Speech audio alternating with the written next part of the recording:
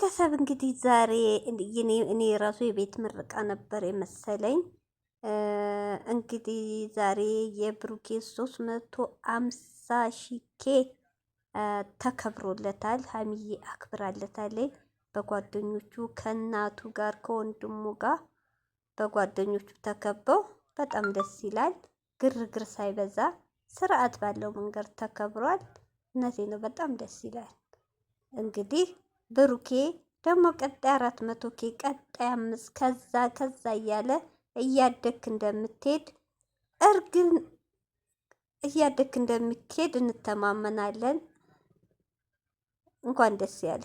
ሰላም አለይኩም ሀገሬ ዩቲዩብ ቻናል ተከታታዮቼ፣ ውዶቼ፣ ማሮቼ፣ የሀገሮቼ ልጆች ባላችሁበት ሰላም፣ ፍቅር፣ አንድነት ያንጣልን። ሰላማችሁ ብዝዝት ይበል። እንዲሁም ክርስቲያኖቼ ሰላማችሁ ይብዛ።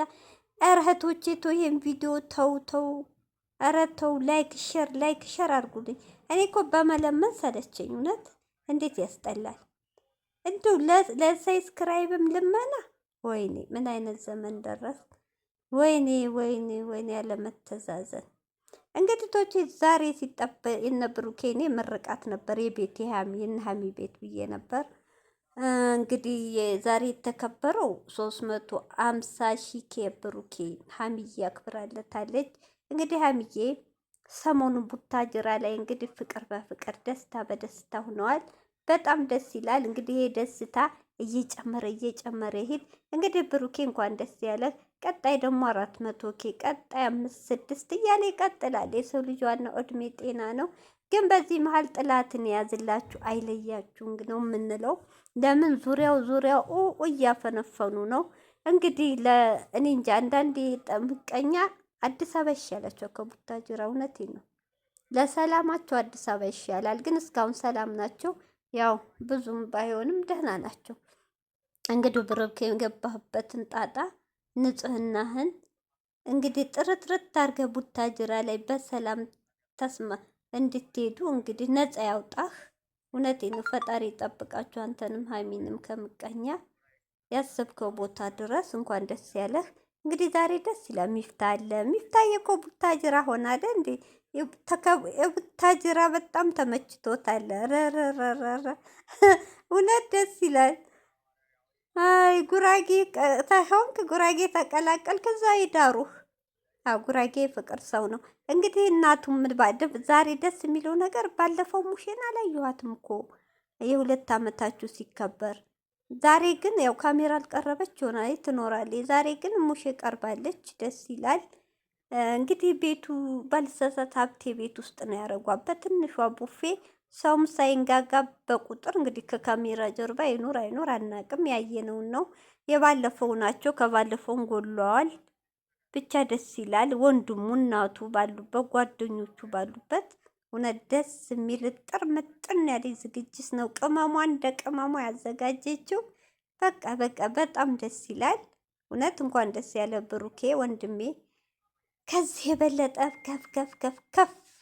ከፍ በል እንግዲህ ከጤና ከእድሜ ጋር ከሀይሚዬ ጋር ደግሞ የዛሬ ዓመት ቀለበት ፕሮግራም እኛም እድሜ ጤና ሰጥቶን የመዳም ቅመሞች አድናቂዎቻችሁ ወዳጆቻችሁ እድሜ ሰጥቶን የእናንተን ደስታ እኛም ተደስተን የእናንተን ደስታ የምናያርገን።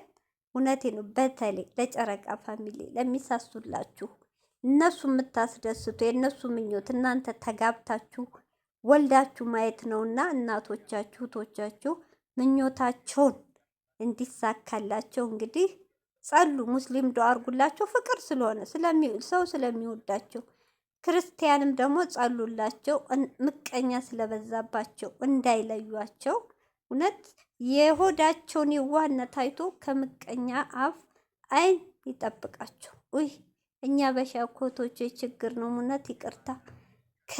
ከፍ ስንል መከራ፣ ስናጣ መከራ፣ ስንጠቁር መከራ፣ ስንቀላ መከራ፣ ስንለብስ መከራ፣ ሳንለብስ እውነት ሰው ሲያርግ አጠቃላይ አበሻ አይወድም። ዝቅ ብላችሁ ከእግሩ ስር ስትወርቁ ስለምኑ ያስደስተዋል እንጂ የጓደኛ ማደግ፣ የጎረቤት ማደግ፣ የዘመድ ማደግ አሁን ጭራሽ እህቱ ለወንድሙ ወንድሙ ለእህት ምቀኛ የሆነበት ዘመን ነው የደረስነው። እውነት እኔ በጣም ያሳዝነኝ። አሁን እነዚህ ልጆች ይህን ያህል ምቀኛ ዙሪያውን ለምን አብረው አደጉ? አንዱ ቢላይ አንዱ ይወድቃል። ይውደቁ፣ እንደኛ ይሁኑ እህቶቼ።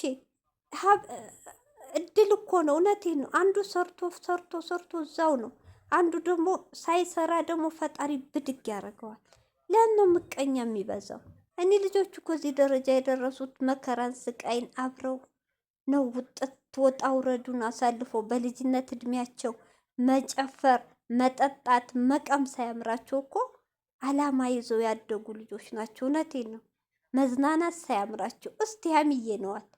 በእሷ እድሜ እኮ ቁንጣ ለብሰው እየጨፋሪያ ቤት ምሺሻ ቤት ነው የሚገኙት። እውነት እሷ ግን አንድ ቀን እንኳ የምትዝናና ልጅ አይደለችም። እንደ ድሮ ሰዎች እንደ እናቶቻችን ከቤት አትወጣም። ለምን? አላማ ስላላት። ስለዚህ እነዚህ ልጆች አሁን ምቀኛ ግን ለምን አደጉ? ለምን በለጡ? እውነት ይዘዋቸዋል። ፈጣሪ ብቻ አይለያቸው። እኔ እነሱን ለያይተው ምን እንደሚጠቀሙ ብቻ ምን እንደሚያስደስታቸው አላውቅም። እኔ እንደው ነገም ዛሬም እውነቴን ነው ቶቹ ስለምወዳችሁን አላውቅም። ፈጣሪ ይጠብቃቸው፣ ከምቀኛ ፈጣሪ ይጠብቃችሁ። እውነት አይለያችሁ። ብሩኬ እንኳን ደስ ያለ